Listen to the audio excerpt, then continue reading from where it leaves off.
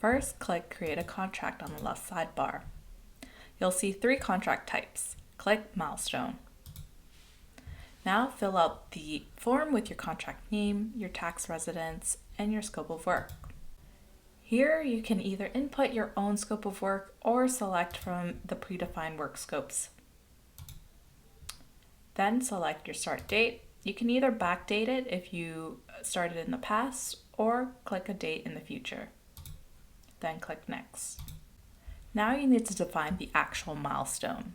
Let's say in this example, Jackie needs to complete a blog post on Canadian bank comparison.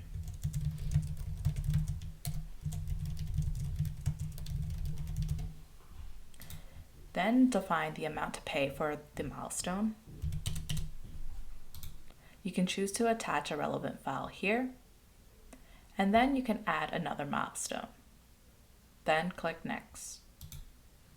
Here you can add additional details to your contract, such as the termination date, the notice period, additional documents, or any special clauses.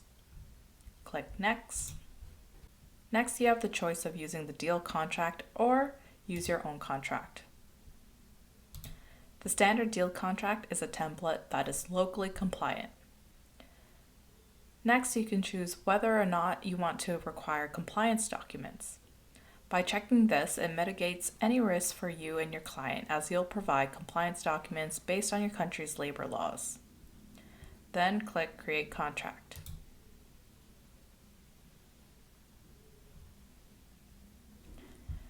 Now click Invite Client. You can enter your client's email address here, and then you can personalize your message here and click Send Invite. Your contract is now sent off to your client for their signature. You'll receive an email notification when that happens, and then you can sign the contract. Or you can sign it first by clicking Switch Signing Order. Then you can click Review and Sign. You can review the entire contract here, agree and sign, and there you go. You've now signed the contract first.